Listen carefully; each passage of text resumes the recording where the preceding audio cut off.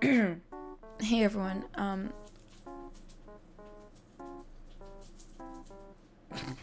If you hear that, that's my cat. I sound a little sick. That's because I lost my voice following the Canada wildfire air pollution in New York City. So, loving that. I'm not really gonna be able to talk differently.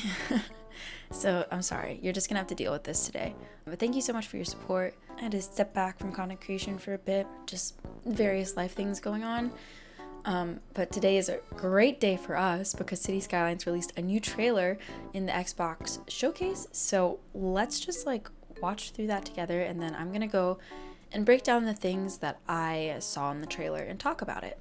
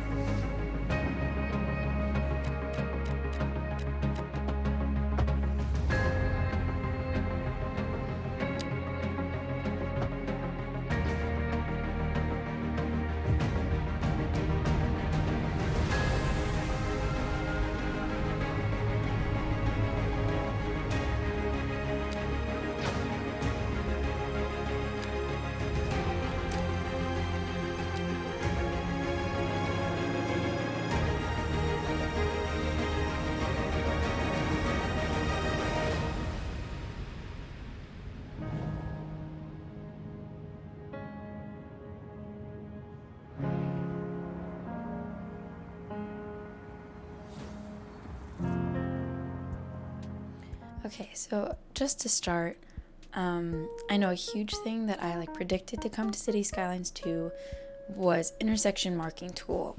I am so sorry for my voice. I'm so sorry. This is a clear representation of just how much more detailed and interesting the road markings will be in City Skylines 2. I think it is critical that we're getting this information from the Xbox showcase, because I think intersection marking tool as a mod is amazing, but it's incredibly meticulous and granular.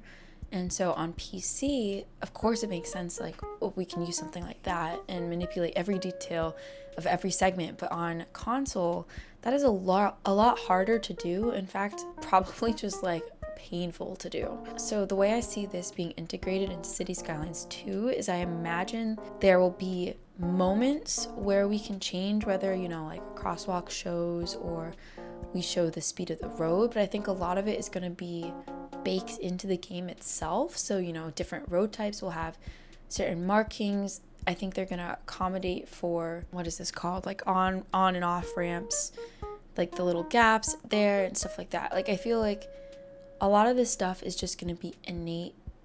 I hope I'm using the word right. Innate to the game. And we will still have some control, but I don't think it's going to be as much as intersection marking tool. I actually think that's fine.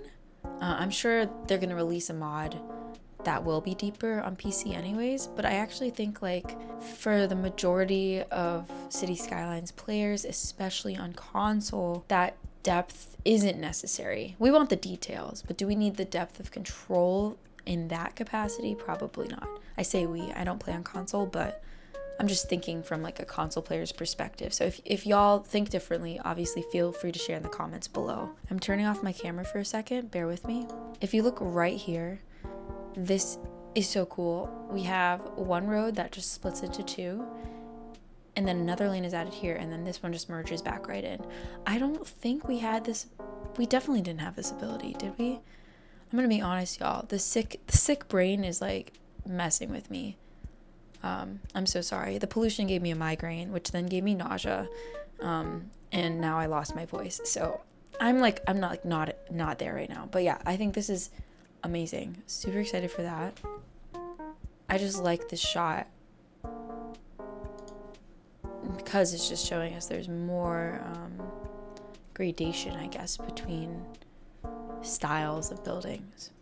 We'll see later in the trailer, they definitely have a roundabout tool. Hopefully it's just as good as the mod that we had, but I think they're definitely going to make it easier for us to make roundabouts. Here as well, we've got tram tracks intersecting a roundabout, kind of hard to do in the before days in Cities Skylines 1, so I'm sure this is letting us know that it's going to be super easy now. Also, this building is kind of cool. I like the way that looks.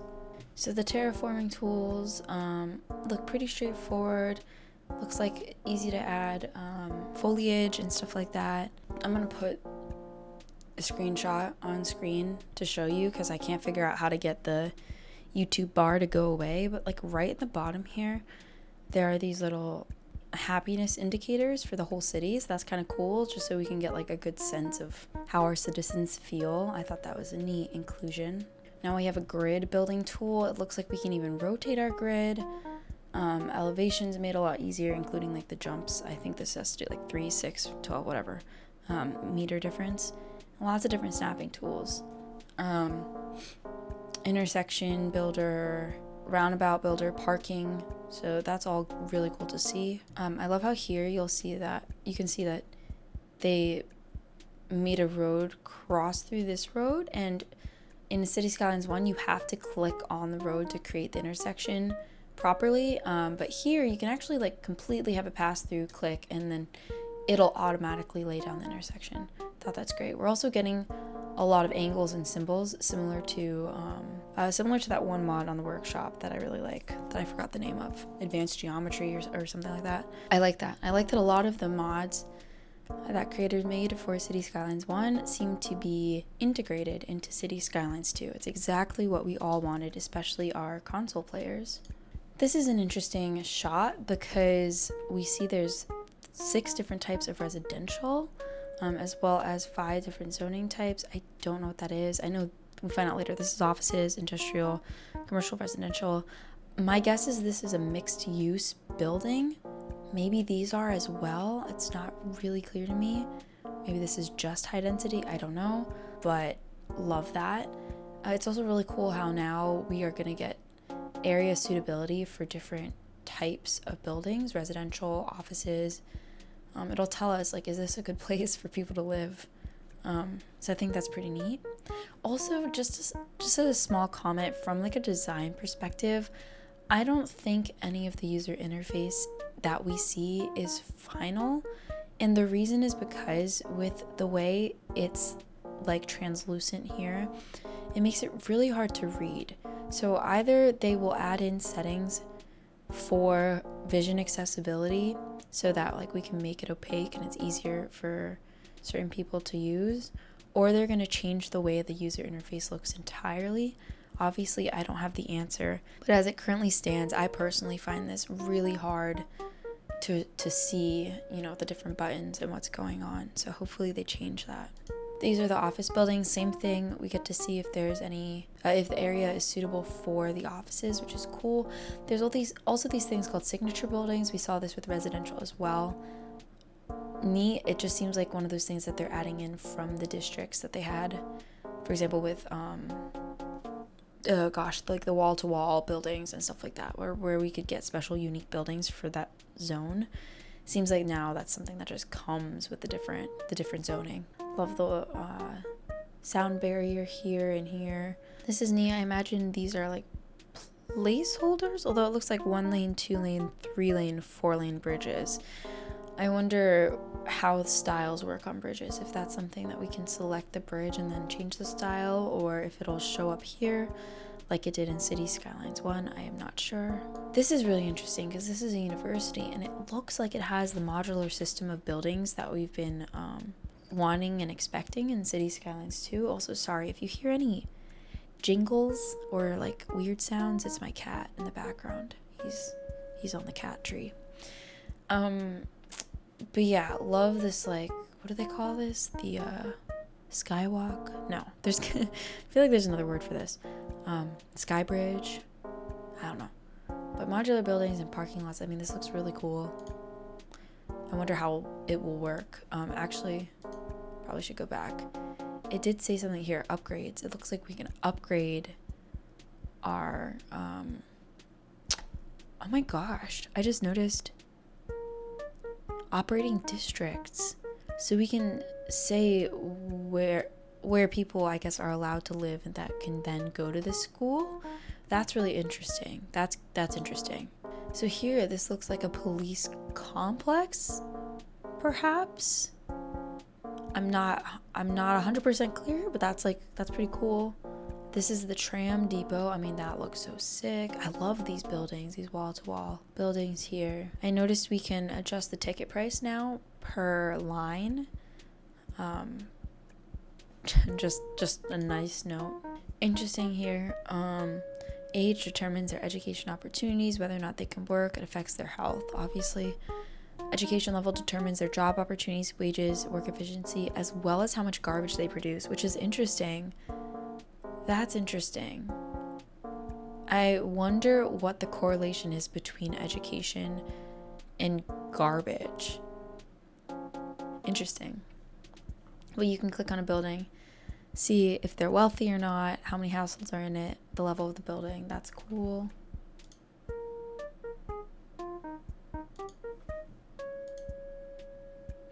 Coal power plant. This looks great. This is way better than what we had in Cities Skylines 1 from the start. It tells us now ground pollution, air pollution, noise pollution. So the pollution's very separated out.